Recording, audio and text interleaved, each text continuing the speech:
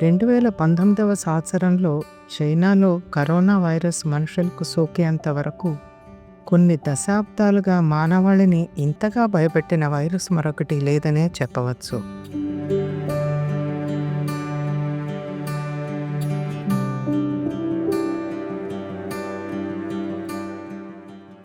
2020లో ప్రపంచవ్యాప్తంగా ఎన్నో దేశాలలో లాక్డౌన్ ప్రకటించటం, 2021లో యుద్ధ ప్రాతిపదికన కరోనా వ్యాక్సిన్ని కనుగొనటం, ప్రతి వ్యక్తికి 2 డోసుల టీకాలు అందచేసేంత వరకు ప్రపంచవ్యాప్తంగా ఈ వైరస్ సృష్టించిన విలయ తాండవం ఊహించనిది. ఈ మధ్యకాలంలో కోవిడ్-19 కేసులు మళ్ళీ దక్షిణాసియా దేశాలలో, సింగపూర్లో, మన దేశంలోనూ కనిపిస్తున్నాయి. మళ్ళీ కోవిడ్ మహమ్మారి విజృంభించబోతోందని ప్రజలు భయపడుతున్నారు.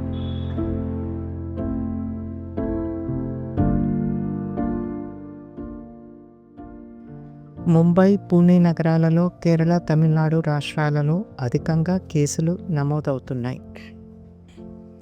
అయితే ఈ కోవిడ్ JN.1 వేరియంట్ అంత ప్రమాదకరమైనది కాదు అని తేలింది.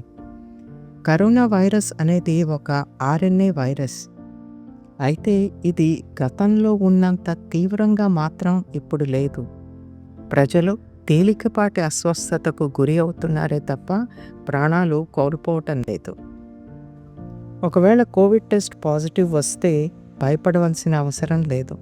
ఇప్పుడు కోవిడ్ ఒక మహమ్మారిగా కాకుండా, అంటే పాండమిక్గా కాకుండా స్థానికంగా ఎండమిక్గా నిలిచి ఉంది. అంటే మలేరియా, టైఫాయిడ్ వంటి వ్యాధుల్లాగా నిలిచి ఉంది.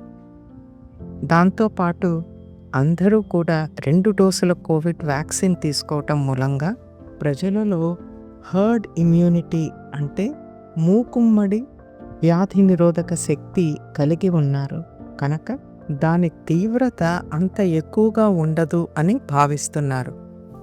దీనికి సంబంధించిన ఇంటి చిట్కాలను కొన్ని చూద్దాం. గ్లాసుడు గోరువెచ్చని నీళ్లలో చెంచాడు ఉప్పు కలుపుకొని గొంతుకి ఆ సెగ తగిలేలాగా పుక్కిలించి ఉమ్మితే గొంతుకు నొప్పి బాగా తగ్గుతుంది. ఇలాగా రోజుకి 3-4 సార్లు చేయవచ్చు. తిప్పతీగ చూర్ణం కషాయం రూపంలో తాగితే చాలా మంచి ఫలితం ఉంటుంది.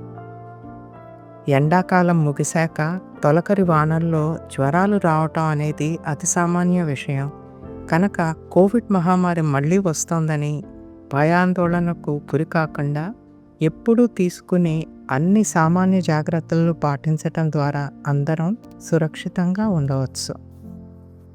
ప్రజారోగ్య మరియు కుటుంబ సంక్షేమ మంత్రిత్వ శాఖ వారు జారీ చేసిన సూచనలు ఈ ప్రకారంగా ఉన్నాయి. కోవిడ్-19లో పాటించిన సామాజిక దూరాల్ని, ప్రజలు గుమికూడే సామూహిక సమావేశాలు, ప్రార్థనలు, వేడుకలు రైల్వే స్టేషన్లలోనూ, బస్టాండ్లలో, ఎయిర్పోర్ట్లలో పాటించగలరు. గర్భిణీ స్త్రీలు, 60 ఏళ్ల పైబడ్డవారు ఇళ్లకే పరిమితమై ఉండటం మంచిది. చేతులు తరచూ సబ్బుతో కడుక్కోవటం, దగ్గినప్పుడు తుమ్మినప్పుడు చేతి రుమాలు అడ్డు పెట్టుకోవటం, ముఖాన్ని ఎక్కువసార్లు తాకకుండా ఉండటం వంటి వ్యక్తిగత ఆరోగ్య సూత్రాలను పాటించగలరు. కేసులు ఎక్కువగా నమోదైన చోట మరియు తక్కువ వెంటిలేషన్ ఉన్న చోట మాస్కులు ధరించండి. అప్పుడు వైరస్ వ్యాప్తి చెందే అవకాశం తక్కువగా ఉంటుంది. మీకు రోగ లక్షణాలు కనిపిస్తే డాక్టర్ను సంప్రదించి పరీక్ష చేయించుకోండి. ఒకవేళ కోవిడ్ పాజిటివ్ వస్తే వారిని ఐసోలేట్ చేసి తగు చికిత్స అందించండి. కోవిడ్ ఎక్కువగా ఉన్న దేశాలకు వెళ్ళబోయే ముందు కోవిడ్ టెస్ట్ తప్పకుండా చేయించుకోవాలి. అస్వస్థతగా ఉంటే ఇంట్లోనే ఉండి ఇతరులను రక్షించండి. ఇంట్లోనే వైద్యం చేయించుకోండి. ఇక రోగ లక్షణాలు వ్యక్తికి మారుతూ ఉంటాయి. మైల్డ్ టు మోడరేట్ లక్షణాలు జ్వరం, చలి, దగ్గు, అలసట, గొంతు నొప్పి, వాసన రుచి కోల్పోవటం, తలనొప్పి, ఒళ్ళు నొప్పులు, ముక్కు కారటం లేదా జలుబు, వికారం, వాంతులు, విరోచనాలు ఇటువంటి లక్షణాలు ఉంటే వెంటనే దగ్గరలో ఉన్న ఆసుపత్రికి వెళ్ళి కోవిడ్ టెస్ట్ చేయించుకుని చికిత్సను మొదలుపెట్టండి.